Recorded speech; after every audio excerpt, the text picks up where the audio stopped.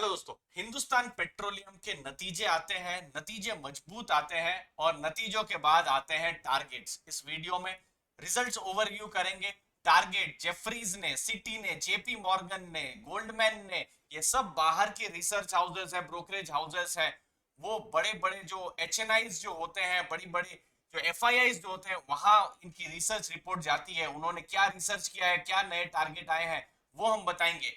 क्या नए वैल्यूएशन में चेंजेस हुए हैं, क्या फंडामेंटल्स में चेंज हुए हैं। तो दोस्तों, स्टॉक तो बढ़ गया है, लेकिन स्टॉक में अगर आपको इंटरेस्ट है, बहुत सारी जानकारी मिलने वाली है। और अगर आप इन्वेस्टर है तो फिर तो बहुत कुछ जान के जाने ही वाले हैं दोस्तों। सबसे पहले नतीजों का एक ओवरव्यू कर देते हैं। देखिए, पिछले साल के मुकाबले 4 गुना प्रॉफिट बढ़ा, 2637 करोड़ से 10,663 करोड़। क्वार्टर 3 से क्वार्टर 4 भी प्रॉफिट बढ़ता है, हम देख सकते हैं यहां पर 2054 करोड़ से 3018 करोड़। अब वैल्यूएशन के हिसाब से सबसे, ये तो मैं डिटेल में बाद में आऊंगा ही। ये अर्निंग पर शेयर 70 से ऊपर हो गया, 71 के ऊपर हो गया है दोस्तों। लेकिन पिछले साल 17 के आसपास था, तो यहां पर हम देख सकते हैं कि जो प्राइस अर्निंग रेशियो जो है वो कम हो जाएगा। दूसरी चीज, डेट इक्विटी भी कम हुई है, 0.84 से 0.70 हुआ है। मार्जिन जो है 3.6% से 5.5% बढ़े हैं। तो एक नजर में ये समझ में आता है कि नतीजे बहुत ही मजबूत रहे। लेकिन ब्रोकरेजेस ने क्या एनालिसिस की है, क्या नए टारगेट दिया है, देखिए। जेफरीज ने 370 रुपीज का टारगेट दिया। ये सब फंडामेंटल टारगेट उन्होंने अपनी रिसर्च के बाद दिया है दोस्तों। यहां पर उनका कहने का है कि जो नतीजे हैं, उन्होंने एबिटा जो है वो बीट किया है, जितना सोचा जा रहा था उससे अच्छा किया है। मार्केटिंग और वॉल्यूम ग्रोथ इंडस्ट्री ग्रोथ से ज्यादा बढ़िया रहा है। क्रूड के जो प्राइस थे वो भी अभी बढ़े नहीं है। और रिटेल प्राइस हाइक हो रहा है। हो सकता है हमारे आपके लिए अच्छा न्यूज नहीं हो, लेकिन ऑयल मार्केटिंग कंपनीज के लिए थोड़ा बहुत अच्छा समय है। तो ये एक चीज है जो एचपीसीएल के फेवर में गई है। और क्रूड के भाव बीच में बढ़े थे, लेकिन अभी नहीं बढ़ रहे। बोरिंग्स बहुत नहीं रही है, जो हमने देखा। केपेक्स भी जो है वो भी उतना नहीं है।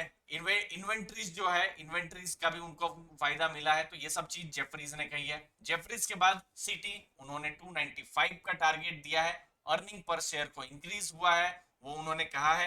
डिविडेंड बहुत ही अट्रैक्टिव, हाँ यहाँ मैं आपको बता दूं, 22.75, 22 रुपए 75 पैसे का डिविडेंड भी अनाउंस किया है हिंदुस्तान पेट्रोलियम ने। तो अभी 8 साढ़े 8% की डिविडेंड यील्ड भी हो जा रही है। तो वैल्यूएशन उस हिसाब से अट्रैक्टिव हो रहे हैं। जेपी मॉर्गन 285 का टारगेट था, उन्होंने 330 रुपए का टारगेट कर दिया है, मतलब टारगेट बढ़ा दिया है। और ईपीएस जो है उसके जो एस्टिमेट्स है उसको भी 14% उन्होंने भी बढ़ाया है। गोल्डमैन, उन्होंने क्या कहा है कि पहले तो बाईबैक दिया हिंदुस्तान पेट्रोलियम, बाईबैक एक तरीके से इन्वेस्टर के लिए अच्छा होता ही है। और फिर बाद में डिविडेंड दिया है, मतलब अच्छा खासा कैश यील्ड रिटर्न हो रहा है, 15% का कैश यील्ड रिटर्न हो रहा है। स्ट्रॉन्ग कैश जनरेशन कर रही है कंपनी, क्योंकि दोस्तों कंपनी के पास पैसा रहेगा तभी तो बाईबैक के लिए पैसे आएंगे, तभी तो वो डिविडेंड दे पाएगी। तो उस चीज को नोट किया है गोल्डमैन ने। तो उन्होंने जो टारगेट दिए हैं 385, तो हम देख सकते हैं अभी भी जो स्टॉक प्राइस है 276 275 का, उसके बावजूद भी, उसके बाद भी अभी जो टारगेट मिल रहे हैं उससे बड़े टारगेट है। अब दोस्तों प्रश्न आ सकते हैं ये टारगेट कब अचीव होगा। ये सब फंडामेंटल टारगेट्स है, जब भी आएंगे, बट ये सब जो रिसर्च रिपोर्ट है उनके ये टारगेट्स हैं दोस्तों। तो इस चीज को आपको ध्यान में रखना है। फंडामेंटल्स अब चेंज हो गए हैं। ये मैंने कुछ दिनों पहले, 8-10 दिन पहले ही ये चीज पर मैंने रिसर्च किया था, लेकिन अब चेंज हो गई ये चीजें इन नतीजों के आने के बाद। मार्केट कैप 39,000 करोड़ की हो गई। अब मैं यहाँ इंपॉर्टेंट चीज आपको मैं बताऊंगा। बुक वैल्यू भी बढ़ गई है, 244 की थी, अब वो 268 की हो गई है। तो प्राइस भी बढ़ गया है, तो प्राइस टू बुक वैल्यू 1.03, बहुत ही इसको सस्ता माना जा सकता है। फिर देखिए यहाँ पर स्टॉक का पीई जो है 3.68 है, इंडस्ट्री का है 13.4, तो उस हिसाब से भी स्टॉक थोड़ा सा सस्ता है। फिर यहाँ पर ईपीएस यहाँ 73 है, वैसे इससे पहले हमने जो देखा था 70.5 71 का ईपीएस है। तो अर्निंग पर शेयर जो है वो भी यहाँ पर बढ़ा है, तो पी भी यहाँ पर कम हुआ है।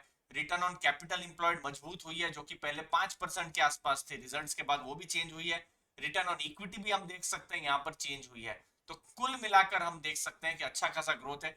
डेट टू इक्विटी यहाँ 1.12 दिखा रहा है, लेकिन रिजल्ट में कंफर्म है 0.70 है। तो मैं 0.70 को ही लूंगा, क्योंकि वो फाइनेंशियल जो ऑफिशियल रिपोर्ट जो थे वहीं पर ही थे। तो वो चीज है। Earning before interest tax positive है, कैश भी है, फ्री कैश फ्लो यहाँ पर प्रीवियस जो है वो नेगेटिव दिखा रहा है। सेल्स ग्रोथ बहुत ज्यादा नहीं है, 5.77% है। प्रॉफिट ग्रोथ जोरदार है दोस्तों।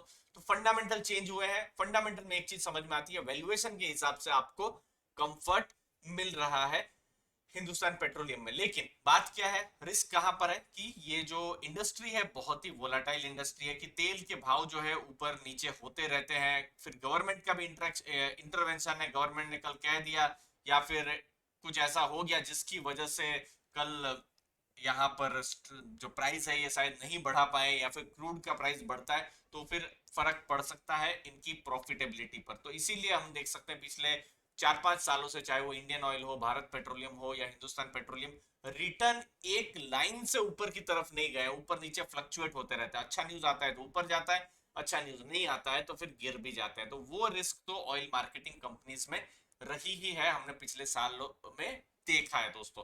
तो ये चीज को आपको, वो वोलेटिलिटी जो है वो आपको बिल्कुल ध्यान में रखनी पड़ेगी दोस्तों। बाकी वैल्यूएशन के हिसाब से स्टॉक बहुत ही चीप में मिल रहा है, जो हमको समझ में आ रहा है दोस्तों। उम्मीद है आपको वैल्यू मिली होगी, आपको कुछ सीख के गए होंगे। टेलीग्राम चैनल में जो टारगेट्स है हम शेयर करते ही रहते हैं। कुछ नया होगा हम वहां भी शेयर कर देंगे या फिर वीडियो बना देंगे। आपने अपना समय दिया उसके लिए बहुत बहुत धन्यवाद। वीडियो अच्छा लगा तो जरूर लाइक शेयर सब्सक्राइब कीजिएगा। धन्यवाद आपके टाइम के लिए। थैंक यू वेरी मच दोस्तों।